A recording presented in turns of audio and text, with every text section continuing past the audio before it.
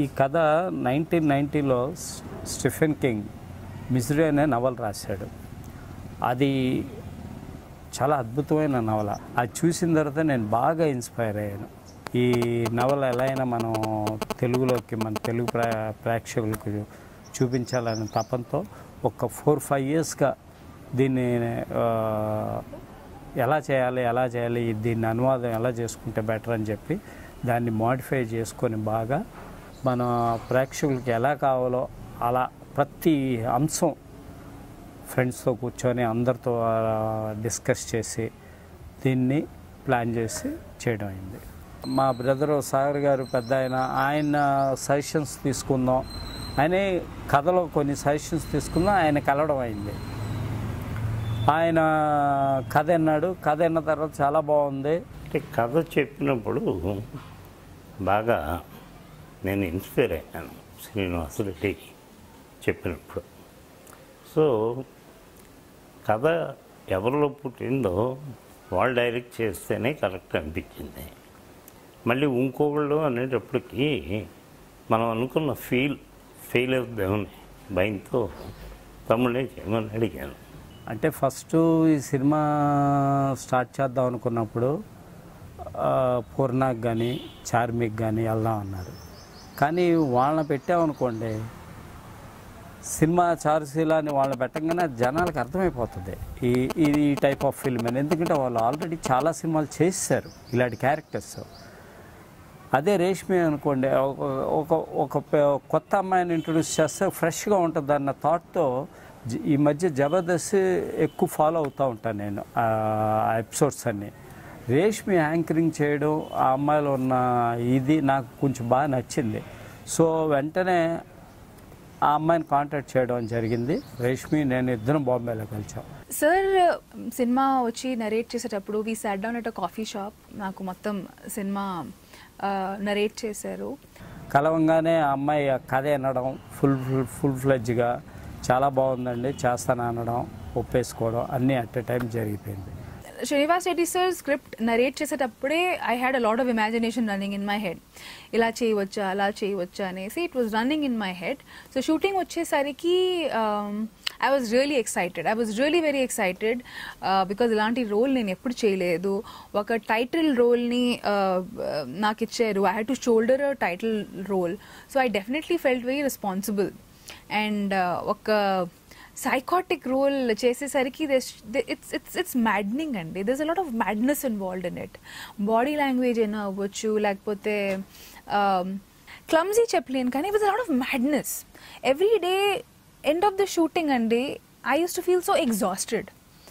అంటే కోర్స్ అందరూ అంటారు, రష్మి నువ్వు నీ రియల్ లైఫ్కి చాలా దగ్గరుంది రోల్ అంటే ఉండొచ్చు, కానీ ఈ సైకోనెస్ చాలా డిఫరెంట్ లెవెల్లో ఉంటుందండి. So many shades, so many variation. ఎప్పుడు ఏడుస్తుంది, ఎప్పుడు కోప్పడుతుంది, ఎప్పుడు నవ్వుతుంది, ఎప్పుడు తనకి పిచ్చెక్కుతుంది, ఎవరికి తెలీదు.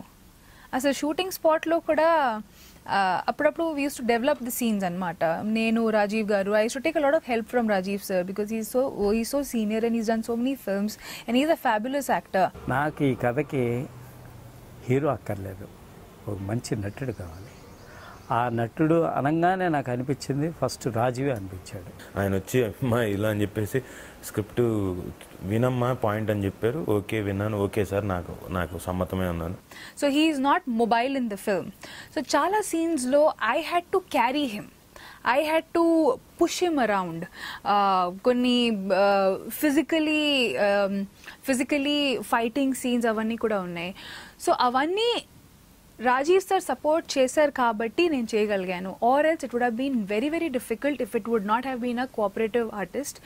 కొన్ని సీన్స్లో లిటరలీ ఆయన సింగిల్ హ్యాండ్లో బ్యాలెన్స్ చేశారండి because it was required.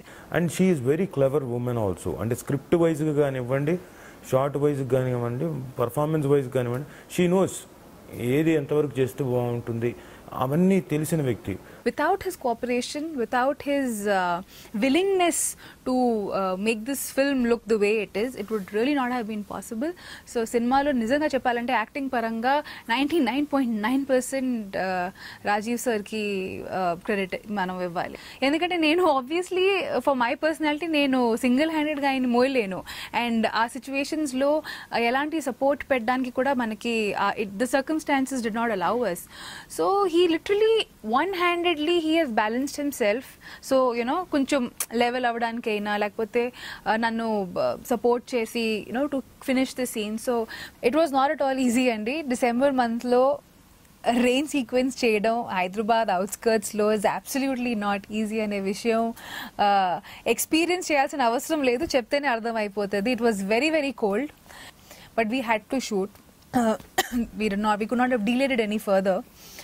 That was one. Secondly ఏంటంటే మీరు చూసుంటారు థియేట్రికల్ ట్రైలర్లో there's a small చిన్న టీజర్ ఉంది అక్కడ వేర్ నేను ఐఎమ్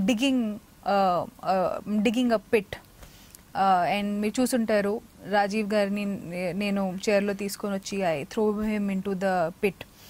సో నాకన్నా ఎక్కువ I think it was more difficult for Rajiv sir because వర్షం సీక్వెన్స్లో ఏమంటారు కిచడ్మే.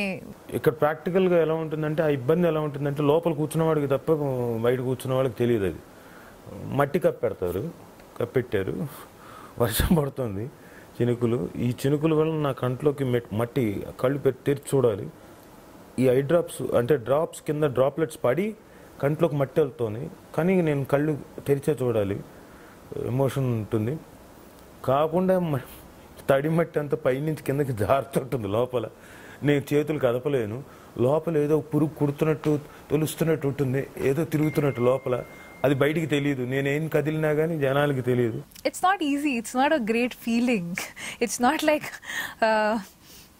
బీచ్ కాదు ఇది దట్ హ్యాపీగా కొంచెం శాండ్లో కొంచెం కాసేపు దొల్లి దాన్ని వెళ్ళి నీళ్ళలో స్నానం చేసుకోవడం కాదు. నా బహుశా ఆ రోజు చేస్తున్నప్పుడు అబ్బా నాకు ఇది అవసరమా, లేకపోతే నాకు ఈ నీళ్ళు అవసరమా, నాకు ఈ గొయ్యి అవసరమా, ఈ మట్టి అవసరమా, నాకు యాక్టింగ్ అవసరమా అని బహుశా నాకు ఒక 1 minute 2 minutes అనిపించుండొచ్చు ఆ సీక్వెన్స్ చేస్తున్నప్పుడు. బట్ సినిమాలో చూసిన తర్వాత యాక్టింగ్ తెర మీద చూసుకున్న తర్వాత అన్నీ అవసరమే, డెఫినెట్గా తప్పేం లేదు. ఆ మాత్రం చేయకపోతే ఊరికే ఉతపడానికి వచ్చేస్తుంది ఏంటి అనిపించింది. రష్మి గారిని మళ్ళీ నేను పాయింట్ చేసి చెప్తున్నా, ఆవిడ కూడా చాలా కష్టపడింది పాపం. షాల్ తీసుకొని పెట్టి ఆవిడ తవ్వడం గొయ్యి ఆల్మోస్ట్ ఆల్ మొత్తం అంతా గొయ్యితో తవ్వించినట్టే బాగా కష్టపడింది ఆవిడ. Of course, output is come out wonderful.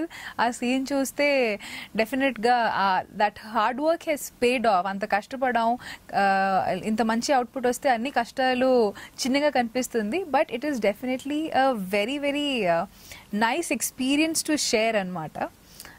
But ya, not a great feeling. మట్టిలో it was very very very uncomfortable but we did it. Charuseela అనే ఈ title is very very important title in the film. అది ఎందుకో ఎలా ఈ చారుశీల అనే పేరు సినిమాలో ఎలా అటాచ్డ్ ఉంది అండ్ ఈ పేరుకి ఎంత ఇంపార్టెన్స్ ఉంది అది సినిమా చూస్తేనే మీకు క్లారిటీ వస్తుంది అని అర్థం అవుతుంది. ఎగ్జాక్ట్గా చెప్పాలంటే ఈ అమ్మాయి her life journey, her experiences, తన ఎక్స్పీరియన్సెస్ వల్ల తనకి సైకలాజికల్గా వచ్చే చేంజెస్ అనేది ఈ సినిమా అండి. So yeah, that's what Charusila is. It's about her life journey in this film. How she relates, how Jyotsna relates with Charusila. That's what Charusila is about. ఇక్కడ ప్రాక్టికల్గా ఎలా ఉంటుందంటే ఆ ఇబ్బంది ఎలా ఉంటుందంటే లోపల కూర్చున్నవాడికి తప్ప బయట కూర్చున్న వాళ్ళకి తెలియదు. అది మట్టి కప్పెట్టారు, వర్షం పడుతుంది, చినుకులు. ఈ చినుకుల వల్ల నా కంట్లోకి మట్టి కళ్ళు తెరిచి చూడాలి. ఈ ఐ డ్రాప్స్ అంటే డ్రాప్స్ కింద డ్రాప్లెట్స్ పడి కంట్లోకి మట్టి వెళ్తుంది,